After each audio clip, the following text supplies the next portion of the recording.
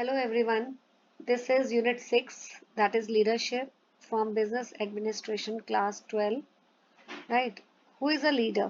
आप लोगों को पता है कि जो प्राइम मिनिस्टर नरेंद्र मोदी हैं, ये बहुत पॉपुलर लीडर है. ठीक है, he is our prime minister and we all know his we have already seen his leadership. But अब लीडर कौन होता है? लीडर कौन होता है? Leader is one who guides and directs other people, जो लोगों को गाइड करता है. ठीक है. सो आप ये वाला डायग्राम देख सकते हैं, जो दिस ही इज लीडर और जो बाकी लोग हैं, ठीक है, इनको कौन गाइड करता है? इनको लीडर गाइड करता है. सो लीडरशिप अगर डेफिनेशन आए तो आप ये लिख सकते हैं, लीडरशिप का मतलब है this is the act to influence the behaviour of others. So leadership का मतलब होता है कि आप दूसरों के बिहेवियर को इन्फ्लुएंस कर रहे हो. राइट. तो ऑर्गेनाइजेशन के कंटेक्स्ट में अगर हम इसको समझें, जो लीडर होता है वो अपने टीम मेंबर्स को मोटिवेट करता है, उनको इन्फ्लुएंस करता है ताकि वो ऑर्गेनाइजेशन के गोल्स जो हैं अचीव करें. This is the quality of leadership. So one marker question you can expect, who is a leader. Second, what is leadership.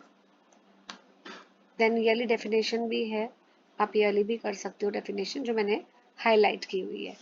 ठीक है, यह सिंपल डेफिनेशन है, तो जो अंडरलाइन करी हूँ, I think this is easy for you to learn कि leadership का मतलब है process of influencing the activities of group towards goal achievement. यानी कि लीडरशिप का मतलब होता है कि हम इन्फ्लुएंस करते हैं ग्रुप टीम मेंबर्स को ताकि वो गोल्स को अचीव करें. नाउ, इम्पॉर्टेंट क्यों है leadership? These are the points of importance. Leadership इसलिए इम्पोर्टेंट है क्योंकि फर्स्ट पॉइंट इज लीडरशिप, जो लीडर है ही मोटिवेट्स द एम्प्लॉयज. ये देखिए, उनको मोटिवेट करता है टीम मेंबर्स को, एम्प्लॉयज को, कि वो ऑर्गेनाइजेशन के गोल्स को अचीव करें.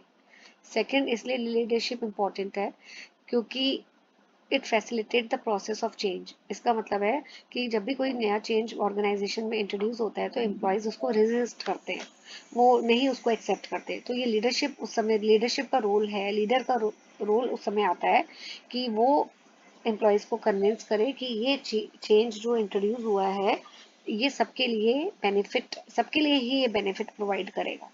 और इस तरह उनको समझाकर इन्फ्लुएंस करके वो चेंज के लिए एक्सेप्टेंस लेकर आता है. तो इसलिए leadership facilitates change. It builds team spirit also. So leader और क्या करता है कि वो लोगों को, एम्प्लॉयज को समझाता है कि टीम वर्क बहुत ज़रूरी है, सबको मिलके काम करना है, आपस में एक दूसरे से कोऑर्डिनेट करना है, कोऑपरेट करना है. तो टीम स्पिरिट बोलते हैं इसको. टीम स्पिरिट मतलब आपस में टीम वर्क होना चाहिए. तो ये इसकी इंपॉर्टेंस टीम वर्क की कौन बताता है? लीडर समझाता है एम्प्लॉयज को. Then is why leadership is important, confidence. Leader जो है he has to create confidence among the employees. ठीक है, एम्प्लॉयज को ये रियलाइज करवाता है लीडर कि उनके अंदर कैपेबिलिटीज हैं, पोटेंशियल है, ताकि वो अगर मेहनत करें तो ऑर्गेनाइजेशन के गोल्स को अचीव कर सकते हैं. तो ये कॉन्फिडेंस जो है रियलाइज करवाता है लीडर एम्प्लॉयज को. Then maintain discipline. Leader also maintain discipline, ensure करता है कि जो एम्प्लॉयज़ हैं, सबॉर्डिनेट्स हैं, वो जो रूल्स रेगुलेशन को फॉलो करें, और अगर वो रूल्स रेगुलेशन को फॉलो करते हैं तो तभी डिसिप्लिन मेंटेन होता है. फिर फीडबैक भी प्रोवाइड करता है लीडर एम्प्लॉयज़ को, उनकी परफॉर्मेंस कैसी है मेंबर्स की, तो उनको बताता है कि कोई कमी है तो कैसे इम्प्रूव करा जा सकता है. Now the question is type of leader. First is democratic leaders. Democratic leader का दूसरा नाम है पार्टिसिपेटिव लीडर्स भी बोलते हैं इन्हें. ठीक है, ये देखिए, ये लिखा पार्टिसिपेटिव लीडर्स. सो ये जो लीडर है, he act according to the wishes of his followers. Right. तो मेन जो लीडर का क्या काम होता है, जो ग्रुप के मेंबर्स हैं, जो एम्प्लॉयज हैं, उनको इनकरेज करता है कि वो अपने आइडियाज दे, अपने ओपिनियंस दे, उनको पार्टिसिपेट कराता है डिसीजन मेकिंग में.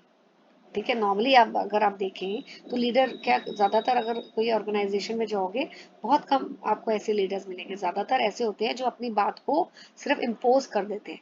लेकिन डेमोक्रेटिक लीडर्स जो होते हैं वो एम्प्लॉयज़ को इनकरेज करते हैं कि कोई भी उनका सजेशन है, दैट इज़ वेलकम. कोई आइडिया है तो वो भी वो बोलते हैं आप अपना आइडिया शेयर करो, ठीक है। वो he is concerned about the interest of the team. Then democratic leader के बाद आता है, ये देखिए यहाँ लिखा हुआ है एक चीज और है, जो डेमोक्रेटिक लीडर है he gives reward to the creative members of the group. तो जो मेंबर्स क्रिएटिव होते हैं उनको रिवॉर्ड भी देता है। Now comes autocratic. ऑटोक्रेटिक कौन होता है? जो डोमिनेट करते हैं, ठीक है, दूसरों को एम्प्लॉयज से जबरदस्ती फोर्सफुली काम करवाते हैं, अपनी पावर को यूज करते हैं, उनको उनके अंदर फियर इंट्रोड्यूस करते हैं, एम्प्लॉयज के अंदर डिक्टेट करते हैं। आपने हिटलर का नाम तो सुना ही है। हिटलर जो है वो ऑटोक्रेटिक लीडर था, क्योंकि वो एम्प्लॉयज जो थे उसके डर के रहते थे, और काफी डिक्टेट करता था, फोर्सफुली काम करवाता था, ठीक है। कोई सजेशंस ये लोग नहीं लेते हैं एम्प्लॉयज से, बस अपनी बात जो है वो इम्पोज करते हैं। Those are autocratic leaders. Third is persuasive leaders. Persuasive कौन होते हैं? जिनके अंदर एबिलिटी होती है कि वो कन्विंस कर सके एम्प्लॉयज को। कोई भी चेंज आ रहा है ऑर्गेनाइजेशन में, तो अगर ये परसुएसिव लीडर्स हैं वो एम्प्लॉयज को कन्विंस कर पाएंगे कि देखो ये चेंज सबके लिए बेनिफिशियल है, ठीक है। ये लीडर्स फ्रेंडली होते हैं, पोलाइट होते हैं, राइट। क्रिएटिव लीडर्स कौन होते हैं? जो एनकरेज करते हैं क्रिएटिव आइडियाज। मेंबर्स को बोलते हैं कि अगर तुम्हारे पास कोई अच्छा आइडिया है तो इनकरेज करते हैं उनको। एंड एक अच्छा कंड्यूसिव एनवायरनमेंट, कंड्यूसिव मतलब कि सूटेबल गुड एनवायरनमेंट क्रिएट करते हैं, ताकि सब एम्प्लॉयज हैं वो काम करें और क्रिएटिविटी को प्रमोट करते हैं, right. Now come intellectual leaders. Intellectual कौन होते हैं? जो काफी इंटेलिजेंट होते हैं, और इन leaders they are very knowledgeable also. क्यों ये इतने नॉलेजेबल होते हैं? Because they have good number of experience, expert होते हैं वो। Then come institutional leaders. ये वो लीडर्स होते हैं जो लीडर्स बने हैं because they have, because of their position, ठीक है। ऑर्गेनाइजेशन में उनकी एक बहुत अच्छी पोजीशन है, इसलिए they are having the, they have become the leader. And तभी उनको रिस्पेक्ट भी मिलती है, because they have that high position in the organisation, right. Then charismatic leaders. Charisma का मतलब क्या होता है? कैरिस्मा मतलब होता है एक अट्रैक्शन, ठीक है। कोई एक लीडर में ऐसी खास बात है कि बाकी सब एम्प्लॉयज उस लीडर से अट्रैक्ट हो रहे हैं, ठीक है। तो ये लीडर्स जो होते हैं बहुत डायनामिक होते हैं और रिस्क टेकर्स होते हैं। Then transformation leaders. तो ये बहुत, ट्रांसफॉर्मेशन का मतलब होता है ये काफी अच्छे चेंजेस ऑर्गेनाइजेशन में इंट्रोड्यूस करते हैं, और उनको दे gain the trust of the employees, उनको रिस्पेक्ट भी मिलती है, एप्रिसिएशन भी मिलती है, राइट। और problem solving, they promote intelligence, rationality also. तो मेन अगर वन वर्ड में बोलो, ट्रांसफॉर्मेशन लीडर्स कौन होते हैं? जो चेंजेस को इंट्रोड्यूस करते हैं। और ट्रांजैक्शनल लीडर्स कौन होते हैं? जो ये बिलीव करते हैं कि जो लोग हैं, एम्प्लॉयज हैं, वो खुद ही मोटिवेटेड है, ठीक है, वो इतने खुद ही मोटिवेटेड है, एंड रूल्स रेगुलेशन को फॉलो करते हैं।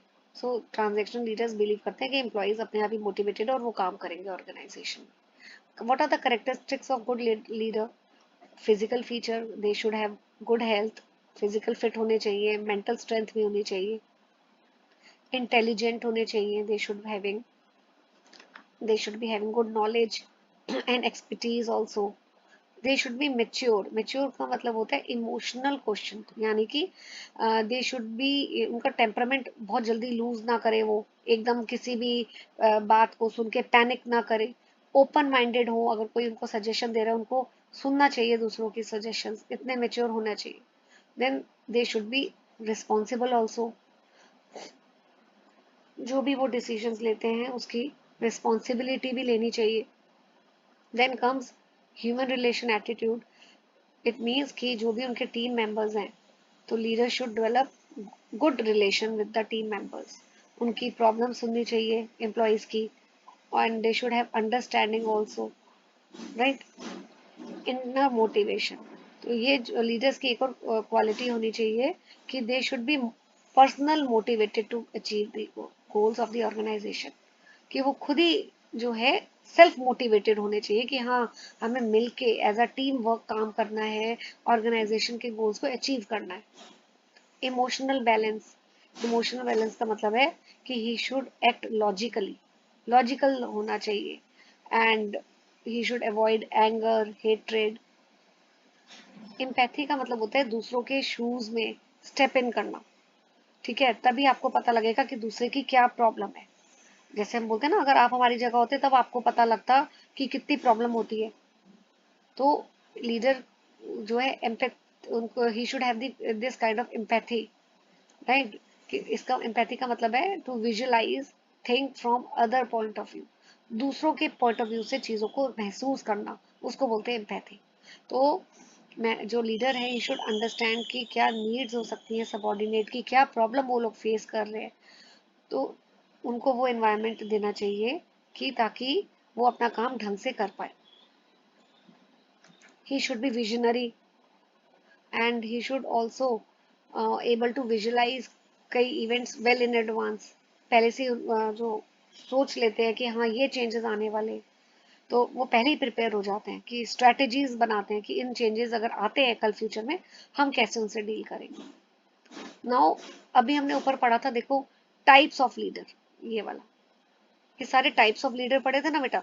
अब नेक्स्ट टॉपिक है टाइप लीडरशिप स्टाइल्स, बहुत इंपॉर्टेंट टॉपिक है। फर्स्ट इज ऑटोक्रेटिक और अथॉरिटेरियन लीडरशिप। ये लीडर कौन से होते हैं? जो कंप्लीट, इनका ऑटोक्रेटिक लीडर होता है ना, ऑटोक्रेटिक लीडर, उसको अथॉरिटेरियन लीडर भी बोलते हैं, ठीक है। ये कंप्लीट कंट्रोल एक्सरसाइज करते हैं सबॉर्डिनेट के ऊपर, अपनी पावर रखते हैं, अथॉरिटी अपने पास रखते हैं, सारी डिसीजंस खुद ही लेते हैं, ठीक है। और ये नेगेटिव फॉर्म ऑफ लीडरशिप है, क्योंकि why it is negative form of leadership, क्योंकि ये एम्प्लॉयज को डोमिनेट करते हैं, उनकी सजेशंस को नहीं सुनते, ठीक है, सिर्फ अपनी जो डिसीजंस है उनको इम्पोज करते हैं, ऑर्डर देते हैं, कोई अथॉरिटी किसी को डेलीगेट नहीं करते, सब कुछ कंट्रोल अपने हाथ में रखते हैं, और एम्प्लॉयज को थ्रेटन करते हैं कि तुम्हें पनिशमेंट मिलेगी अगर तुमने ये काम नहीं किया। ही थ्रेटन्स द सबऑर्डिनेट, राइट। अब एडवांटेजेस क्या है? अच्छा, ये तो आपके, ये देखिए, ये एडवांटेजेस इन्होंने यहाँ है, तो इधर लिख दो आप। एडवांटेजेस क्या है ऑटोक्रेटिक लीडरशिप स्टाइल के? कि डिसीजन मेकिंग क्विक होती है। क्यों? क्योंकि सारी डिसीजन कौन ले रहा है? All decisions are taken by autocratic leader.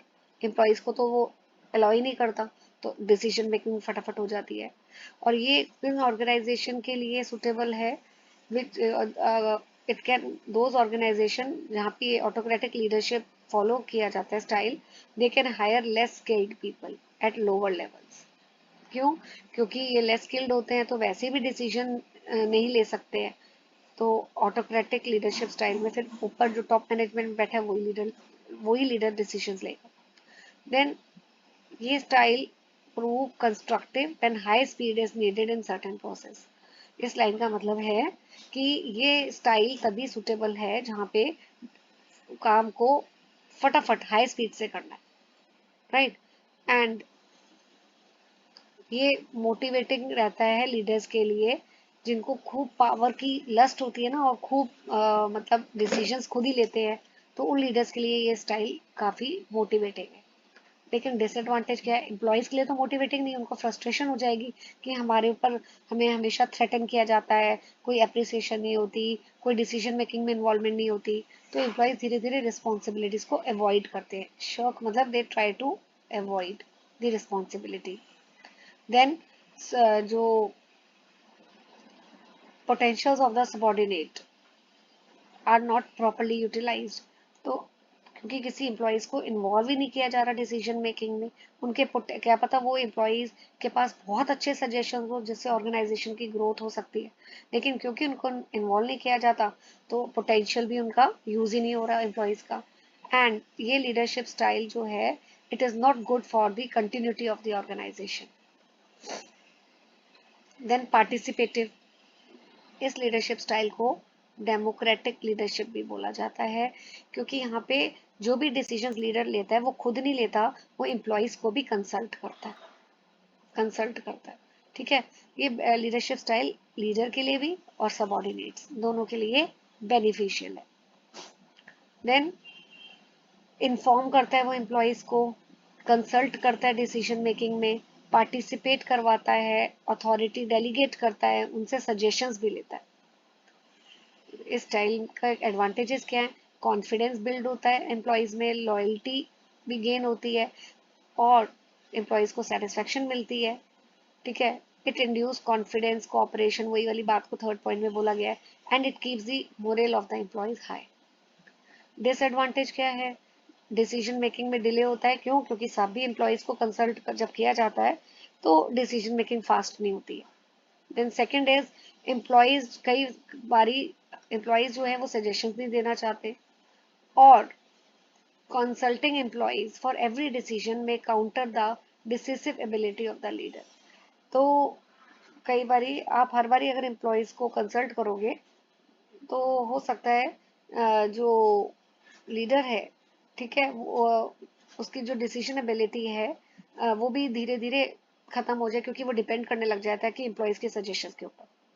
Now third one is laissez faire और फ्री रेन लीडर्स। ये कौन से लीडर्स होते हैं जो पूरी की पूरी रिस्पॉन्सिबिलिटी दे देते हैं ग्रुप मेंबर्स को, और इनका रोल लीडर्स का बहुत कम होता है, माइनर रोल होता है, बहुत little control the exercise over the group. And ये जो टेक्निक है कब सुटेबल है?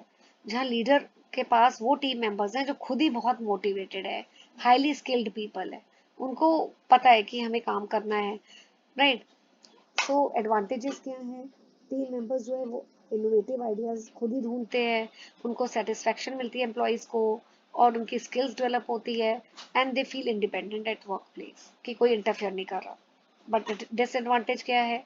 ग्रुप मेंबर्स कई बारी उनको लगता है हमें कोई सपोर्ट ही नहीं मिल रहा, सारा काम तो हम ही करे जा रहे हैं, है ना। And sometimes group cohesiveness is reduced. Group cohesiveness का मतलब होता है जो टीम वर्क की तरह ग्रुप में मिलके काम करता है, धीरे धीरे ग्रुप मेंबर्स भी आपस में they have some kind of conflict, ठीक है, एंड वो जो बॉन्ड होता है वो धीरे धीरे ग्रुप मेंबर में कम होने लग जाता है, and sometime it leads to miscommunication in the group. So we have completed unit 6 today, and in the next video I'll be continuing with unit 7 of business administration. Till then, keep watching and please do hit the like button, share the channel with your friends, and also subscribe to my channel. See, subscribe के लिए मैं आपको क्यों बोलती हूँ? Because it takes lot of efforts to make the video. जब आप video को सब्सक्राइब करते हैं and you hit the like button, it really motivates me as a teacher to make further content for you. ठीक है, तो ये comment section में जब आप कमेंट लिखते हैं तो मुझे तब पता लगता है कि नहीं, बच्चे are really appreciating and liking the content. Like अभी हाफ ईयरली एग्जाम चल रहे हैं तो मुझे काफी बच्चे कमेंट करके लिखते हैं कि ma'am your content is very good and कल मेरा एग्जाम है। सो आई फील वेरी मोटिवेटेड कि मैं बच्चों के लिए अब नया और क्या बनाऊं ताकि बच्चों को बेनिफिट हो। So thank you for watching the video.